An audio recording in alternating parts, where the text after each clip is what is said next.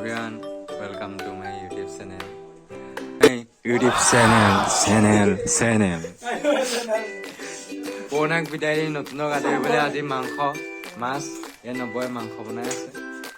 আমি এই ৰুমত আছো, ৰুমত থাকো মানে।